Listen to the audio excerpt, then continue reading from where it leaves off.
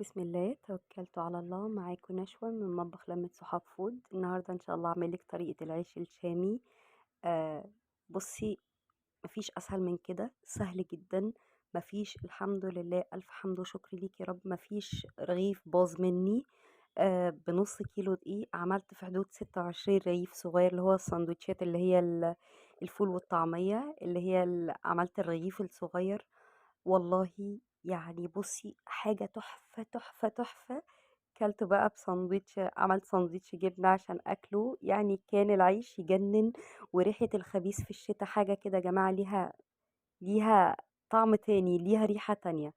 نبدأ بقى في المقادير. معايا نص كيلو دقيق منخول، معايا معلقة كبيرة خميرة، معلقة كبيرة سكر، ذرة ملح، 2 معلقة كبار لبن بودرة. ما عندكيش لبن بودرة مفيش أي مشكلة خالص، قلبي المكونات كلها مع بعض، بس امشي على الطريقة بالظبط، هتطلعي نتيجة ممتازة، هتطلعي نتيجة فوق الممتازة. تمام. معايا كوباية لبن كبيرة، بس برضو انا مش هديكي اللبن، مش هديكي مقدار اللبن. عايزة تعجني بمية مفيش اي مشكلة، عجيني بمية. تمام. وعندي ربع كوباية زيت. هبدأ ان انا الم في الدقيق بتاعي لغاية ما يمتزج. انا بحط شوية بشوية. مقدار المية او مقدار اللبن ما تاخدوهوش مني خالص، ما تاخدوهوش من اي حد. كل دقيق على حسب ما يحتاج المية بتاعته. تمام. بدأت ان انا اعجن. انا برضو تاني هقولك ان انا عندي عجان، بس حبيت ان انا اوريكي ان الشغل بايدك، حتى لو ما عندكيش اي امكانيات للعجن، الشغل بايدك سهل. مفيش حاجة صعبة بالنسبة لك خالص. اعملي اي حاجة هتلاقي الحاجة في ايديكي سهلة جدا. تمام. انا بدأت ان انا سوري لللفظ اللي انا هقوله، بس انا مش عارفة معناها. احنا كنا زمان وهم بيعجنوا كانوا بيقولوا احنا بنلت العجين. انا مش عارفة يعني ايه معناها، لو اي حد يعرف معنى لت العجين ايه يقولي. بس انا واخدة ان انا الت العجين. تمام. بدأت ان انا اعجن كويس كويس جدا، يعني عجن لا يقل عن ربع ساعة. ربع ساعة عجن. ما شاء الله قوام العجينة تحفة تحفة معايا. ما شاء الله القوام يجنن. بنص كيلو دقيق فقط عملت 26 رغيف. يعني والله كل حاجة سهلة، كل حاجة حلوة. حبي المطبخ، هتطلعي وهتبدعي فيه حاجات حلوة قوي، هتطلعي فيه حاجات ممتازة. يعني بصي هتبقي بروفيشنال كده في المطبخ. بدأت ان انا الم العجينة بتاعتي وافردها على الرخامة كويس جدا، يعني فردتين. تمام. بدأت ان انا احب ان انا اخمر في العجان بتاعي، الحلة بتاعة العجان. خليتها تختمر ساعة. وبدي البوكس بتاعي، البوكس المعتاد في اي عجين.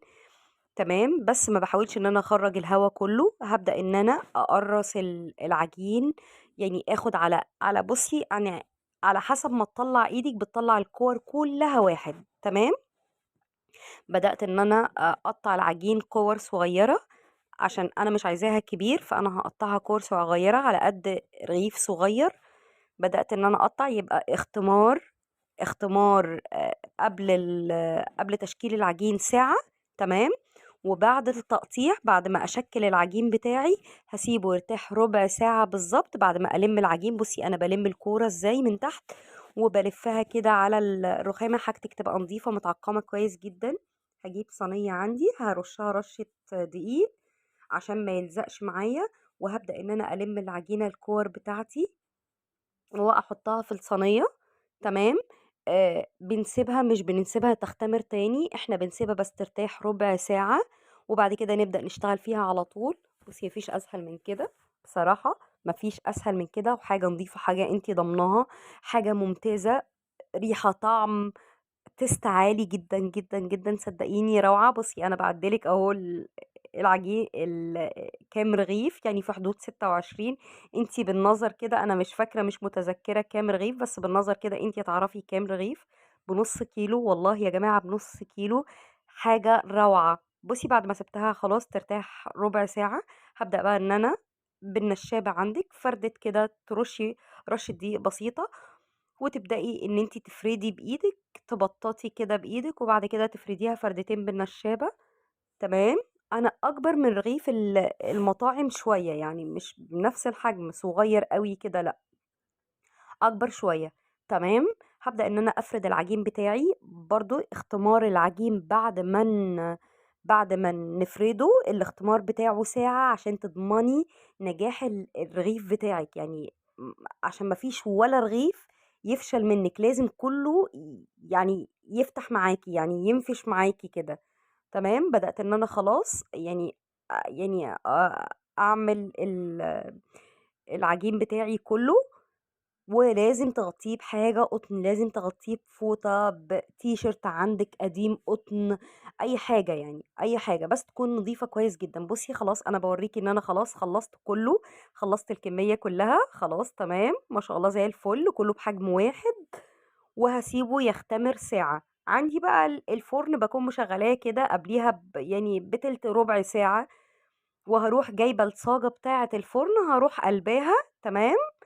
وهروح بادئة ان انا احط العيش بتاعي واحدة واحدة كده. وبصي الجمال. انا يعني مش عايزة تعمليها على البوتاجاز، اوكي مفيش اي مشكلة، اعمليها على البوتاجاز.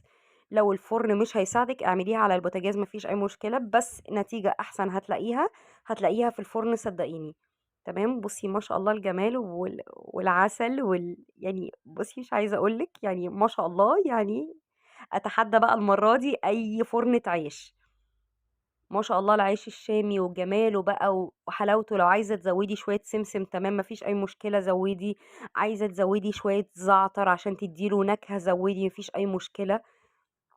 وما التزمتش خالص بان انتي تعجني بمية او لبن، يعني اللي انتي عايزاه ومتاح ليكي اعجني بيه. فيها اي حاجة مكلفة؟ مفيش اي حاجة مكلفة. كيلو دي ب 18 جنيه، خدنا نصه. يعني حاجة لا تذكر، حاجة لا تذكر. طلعت لك 26، بسم الله ما شاء الله ولا حول ولا قوة الا بالله، 26 رغيف. بصي ما شاء الله شكله يجنن ازاي. في رغيف مفيش. الف حمد وشكر ليك يا رب مفيش رغيف يعني هبط مني، يعني كله ما شاء الله بينفخ معايا وكله بيعلى معايا وكله ما شاء الله. يعني تحفة يجنن والله والله جربيه. يعني روعة.